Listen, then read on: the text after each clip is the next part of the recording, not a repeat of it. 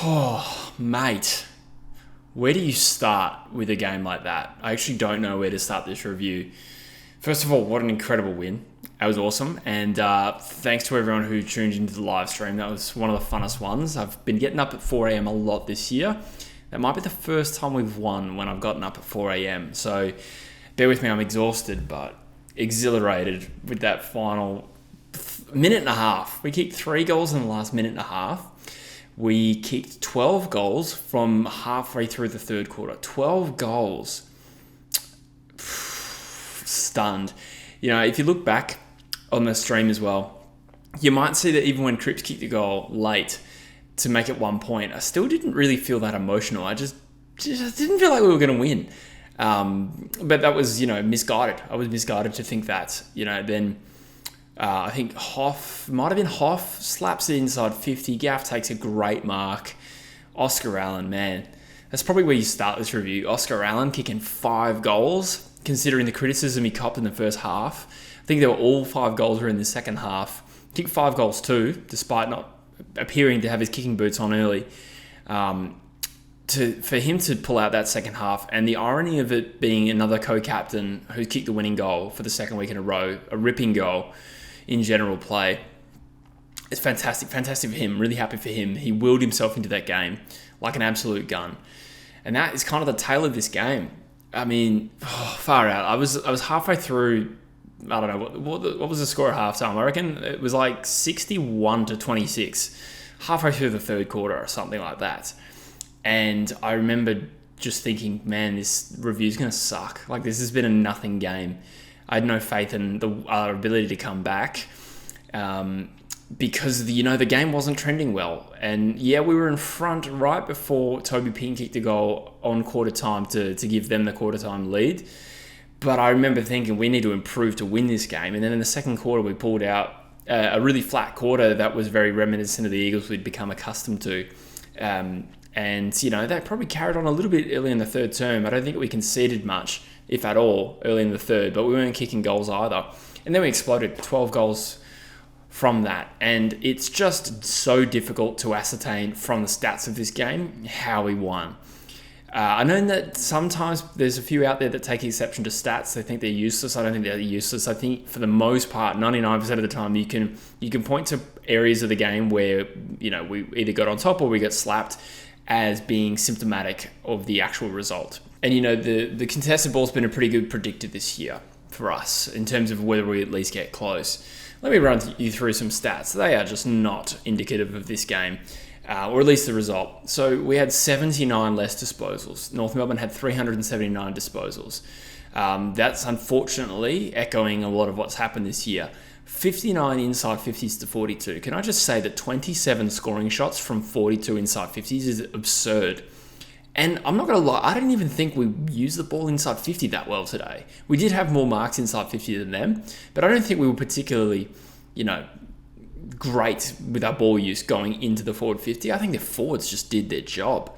And when you consider Waterman kicked 1 goal 4, how the hell do we score 15 goals 12? That was the difference between the two sides. It was actually accuracy. Both sides had the same amount of scoring shots. We would just kick 1 extra goal versus they're behind. So there's that. Clearances, we lost by 6. Actually, that's actually not bad considering over the last 5 weeks, as I said in my preview, North were top 5 or something, top 6 for clearances, and 3rd in stoppage clearances. That was the one stat we actually beat them in. Smashed us out of the centre clearances though. And in general, it felt like Cherry was absolutely ragdolling Bailey Williams. The stats won't quite tell you that, but Cherry did have an enormous game, and I think Bailey had a pretty average day, to be honest. Contested ball, minus 22. Anything over 20 is a pretty big loss. 57 less uncontested ball. So I won't go too much more into that, but you get the picture of that's a profile of a team that got battered, and yet we won. I don't get it. I've never seen, I don't remember a stats profile quite like that. I mean, it kind of reminds me of when we beat Collingwood a few years ago. For us to come from the clouds, it was literally like 96 seconds to go. We needed 3 goals, and we did it. Unbelievable. And that's the second game in a row we've just willed ourselves into the game.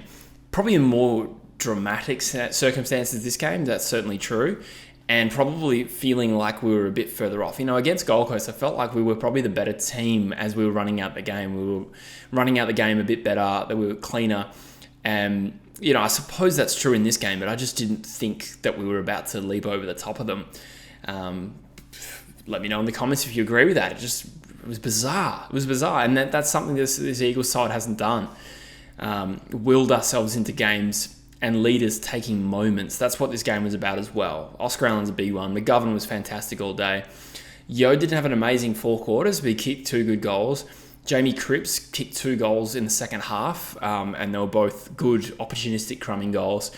There's another underrated moment that leads up to Cripps' goal, where Jack Darling, the ball's going straight for a North Melbourne defender, and he runs across and he gets a hand to it, and that ultimately gets Cripps the ball, who kicks the goal.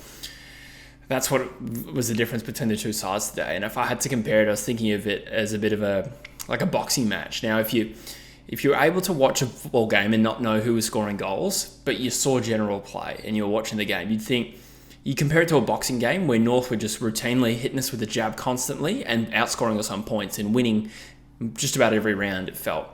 Yet we, with blood all over our faces, just kept coming at them, and in the dying seconds, like a Rocky Balboa film, we landed a knockout blow right when it mattered. That's what it felt like today. It was just awesome. It feels so good to win, I tell you what. I'm sure we're all feeling the same thing. 2 wins in a row for the second time this year. There's also some irony as well, as an aside. The last time we beat North Melbourne in Tassie, although I think this is the last time we've won in Tassie, it was 10 years ago. Dean Cox had one of the most dominant games of his career. We won by 4 points. We also trailed by 35 points in that game. So that was the same in this game. So that's kind of eerie. Jeez, yeah, what a win. I was getting frustrated through the game. I felt like it was trending towards a nothing result, and the boys proved me wrong. Again, off the back of senior players, as an aside, looking at some youngsters, Harley took a screamer, probably had a pretty quiet day. Other than that, not super impactful. But Johnston and Duo in particular continue to prove to me that they look good at AFL level and should be good AFL players. Nothing really to write home about. I mean, Duo kicked a great goal. That was what he did. But Johnston as well, I think, just looks nippy and nimble, dare I say it, and agile and quick and uses the ball well. And I just think we got an AFL player there. I didn't notice Hall as much. I'm not writing him off, but I'm just going to focus on Duo and Johnston as guys we need to keep in this team. They're awesome. I'm just looking forward to the point in time, Johnston gets a bit more body strength, a bit more confidence to take on tackles, etc. Find a little bit more of the footy. But, AFL traits-wise, he's looking fantastic.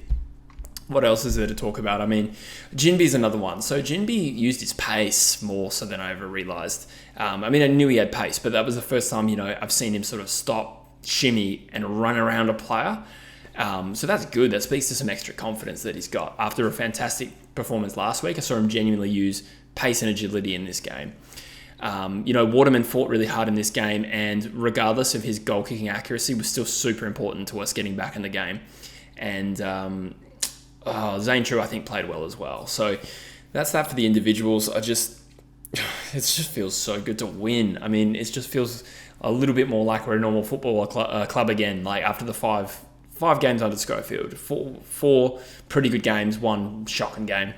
To challenge the Brisbane Lions and to stay with Fremantle for a lot of that game.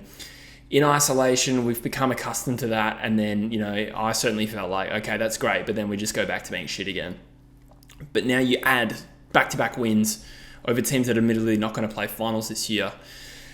It does validate and underscore a lot of that form, and I still will be watching closely, as we all will, about how we go against Carlton next week and how we go against Geelong at GMHBA. If we can finish the season strongly, then I will be optimistic again, but I've been burned for my optimism at times this year. The effect of this win, well, I mean, you could say it's meaningless in a sense, like late in the season. If anything, it just made our draft position worse. I'm pleased we finished higher than North Melbourne. A bit of that is selfish because, I did my ladder prediction at the start of the year, got rinsed for saying that we would finish higher than North on the basis that we had more experience and, in theory, a better injury run. Now, the injury run is starting to crumble a little bit, but it's been better this year. And I got flamed for that. So from an ego point of view, I'm just glad that I can look back at that prediction and say, hey, that's exactly what happened. Particularly in this game, it was the senior players that stood up. North Melbourne just couldn't put us away, and that's partly due to their experience. I think they can take a lot of that from that game, but they'll be disappointed with the a couple of months where they've let winning positions slip. Like there was the Collingwood game, perhaps the Carlton game as well. And then this. So we pretty much tie up third last spot. But, rather than get caught up into what does this narrative mean, I mean, we won on the back of our senior players. I still think it means something. I mean, we've only got the football game in front of us, really. So absolutely we can enjoy it. I think there's also a lot to be said for those younger guys in that team also being galvanised by that performance. We've still in the background got this Harley Reid fella that we want to sell a future to, and he's just been part of a pretty special win away from home. Johnston, Dewar, those guys, well, it's the whole team's first win away from home this year, but I think there's something as well about travelling with a group that really bonds teams together. So them being part of that, I think, means something. And again, just building belief and a block of form now that we can look back on and say, okay, this is a lot closer to what we want to be. And this is we're starting to develop a brand, which is lovely to see. Not super concerned about having pick 3 instead of pick 2. Again, we might trade it anyway. Even talent pool. I'm glad we won this game for sure. And it's not just the young guys this game was good for. Like, look at the reaction of Oscar Allen, Jake Waterman. They hug and they fall to the ground. It's been a tough few years. Gov is obviously plays. He loves winning, as they all do. But, I think for morale, this really did add something that, even last week, it just amplifies it. Liam Ryan was another example. I'm just like rambling thoughts right now. Liam Ryan was another good example of a player that probably didn't have a great four-quarter game, but did have moments, and I think he was involved in that last chain not the last chain, but in the last quarter when we tied it up, that hand pass to Yo. Yo's kick on his left foot, that was a fantastic goal too. We made several comebacks in this game, so when Yo kicked that goal, we were 70-all, and then we also got another 3 goals down, as I'm sure you remember. We needed 3 goals in a minute and a half. A minute and a half. That was very reminiscent of when we beat Richmond all those years ago. Very distant memory now. But nonetheless, these wins are there to be saved. I think this win would have been special regardless of the context. But in a tough year, it means all the more. As I've been saying for a while, these wins mean more. And all of these wins have made us feel fantastic this year. At least I'll speak for myself. Beating Richmond was special. Beating Fremantle was better. Beating Melbourne with the way we did and Harley Reid kicking goal of the year. And then the last 2 weeks have been special as well. So hopefully we can start to lift out of this malaise we've been in. I think the firepower is there. Like, look at our forward line efficiency. We've got the will to win now. Like, that is something that we're starting to prove. Look, stats profile's not great. I do kind of wish a lot of those numbers looked better. And to some extent, North falling away helped, but there was still character to the way we won today. And let's just watch the replay a few more times and watch the highlights. Hilarious way to win a game. Let's just enjoy it. We don't need to think too deeply about what it really means. Let's just be happy and proud of the effort. Just in the same way we're critical when it doesn't go to plan. Today was awesome. Today was fucking awesome. So, up the Eagles. Let me know in the comments what you think, and I'll see you for more videos during the week, guys. Cheers.